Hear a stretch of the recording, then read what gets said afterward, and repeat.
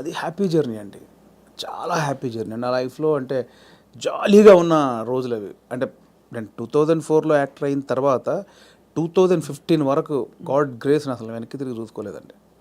అంటే నేను డైలీ 4 షూటింగ్‌లు, 5 షూటింగ్‌లు. అంటే ఈరోజు హైదరాబాద్‌లో ఉంటే సడన్‌గా మీరు వేణుగారు ఎక్కడున్నారంటే ఈరోజు ఇక్కడే ఉన్నానండి ఈవినింగ్ అంటాను. రేపు ఫోన్ చేస్తే దుబాయ్‌లో ఉన్నానండి. అదేంటి నేను ఈవినింగ్ హైదరాబాద్ అన్న అంత బిజీగా ఉన్నాను నేను. అంత బిజీగా ఉండదు. డైలీ 3, 4 షూటింగ్లు, ఈవెంట్స్ అని దుబాయ్‌లు, ఫారిన్ షెడ్యూల్స్ చాలా బిజీగా ఉండేవాడిని. ఐ థింక్ 4 నుంచి 15, 16 వరకు నేను వెనక్కి తిరిగి చూసుకోలేదు. ఏ షోలని, యాక్టింగ్ అని చాలా పీక్స్. ఆ జబర్దస్త్కి వెళ్ళిన తర్వాత మేము ఎక్స్పెక్ట్ చేయలే. మాది స్టార్టింగ్ స్టేజ్, మాది స్టార్టింగ్ టీం మాది. ఎక్స్పెక్ట్ చేయలేదు. యాక్చువల్గా జస్ట్ ఒక 13 డేస్, ఒక 4 రోజులు ఇవ్వండి చాలు అని తిరిగేవాళ్ళు. మా వెనకాల తిరిగేవాళ్ళు. సో ధనరాజు, మా చంద్ర అప్పుడు కొత్తవాడు. ఇంక వాడు ఇంకా రాలే అసలు. ధనరాజు నన్ను పక్కాగా పట్టుకున్నారన్నమాట వాళ్ళు. అంటే మేము ఇద్దరే అంతకుముందు స్కిట్లు చేసాం, స్మోక్ టీవీ అని అవన్నీ చేసాం.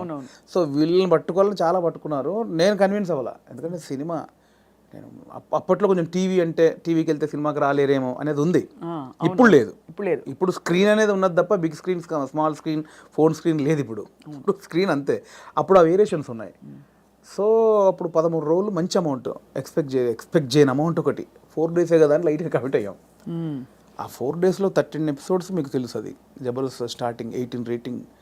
అంటే గురువారం వస్తే వెయిట్ చేసేవాళ్ళు. గురువారం కోసం ఒక టీవీ షో కోసం వెయిట్ చేసేవాళ్ళు. మీకు తెలియట్లేదండి, ఇది చాలా అద్భుతం, మీకు ఎంత అంటే అంత ఇస్తాం, మీరు కంటిన్యూ చేయండి అన్నారు. అప్పుడు నేను ఏంటంటే నాకు సినిమా అనేది, నేను సినిమా కోసం వచ్చాను, ఇది చాలా బాగుంది, చాలా డబ్బులు ఇస్తున్నారు, ఇంటింటికి గడప గడప వెళ్ళాం, రీచ్ అయ్యాం, ఇంత డబ్బులు వస్తున్నాయి, అటు షోలు, రెమ్యునరేషన్ అన్నీ వస్తున్నాయి, కానీ నాకు సంబంధించింది పోతుంది. అవును, నేను సినిమా అనుకున్నాను, దీనికోసం రాలేదు, ఇటు పోతే నా సినిమాకు దూరం అవుతాను, దీని నుంచి బయటకు వచ్చానండి. ఇది వచ్చేసిందని నేను దాన్ని పక్కన పెట్టేసి సినిమాకి వచ్చేసరికి ఇది పక్కకు పెట్టేశారు. అరే ఇలా అయింది ఏంటి అని కసిలో మళ్ళీ ఒక 1 year చేసాం. మీరు తిరిగి వచ్చినప్పుడు అయితే వెల్కమ్గా తీసుకున్నారు మిమ్మల్ని. తీసుకున్నారు. అటు ఇటు మిస్ అయ్యి 15 నుంచి 20 వరకు నేను దాదాపు మీరు ఎక్స్పెక్ట్ చేయలేని అమౌంట్ మిస్ అయిపోయాను. సో ఆ లోపల అది ఉంటుంది, అది బాధ అనమాట, తిండికి బాధ కాదు. ఇస్తాను అని వాళ్ళు చెప్పంగానే మనం జబర్దస్త్ మానేసి లేదంటే డైలీ నడిచే రొటీన్ వచ్చే ఖర్చులు మానేసుకొని ఇంట్లో కూర్చోలేంగా.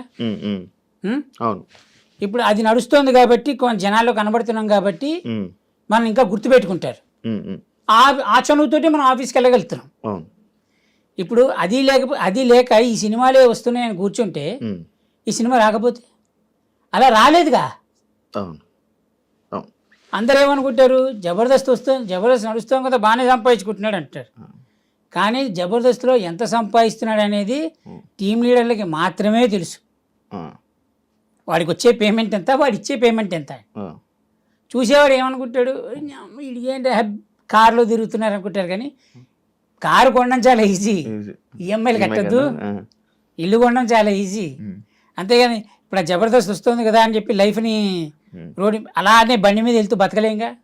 మెయింటెనెన్స్ కోసమే ఆర్టిస్ట్ సగం జీవితం శంకరాగిపోయి కాదని ఇప్పుడు జబర్దస్త్ మళ్ళీ వెళ్ళే ఆలోచన కానీ లేదు.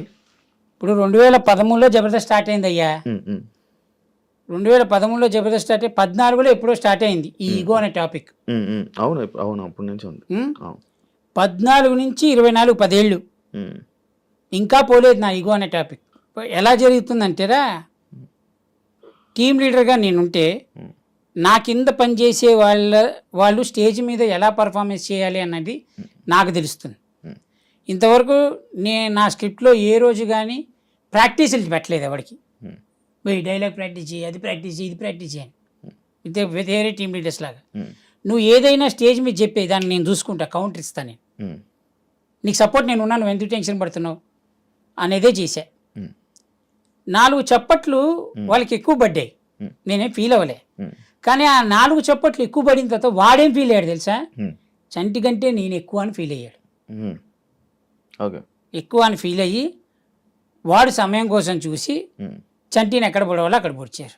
ఎటు తిరిగి నష్టపోయింది నేనే. అందరూ బాగున్నారు, అందరూ హ్యాపీగా ఉన్నారు.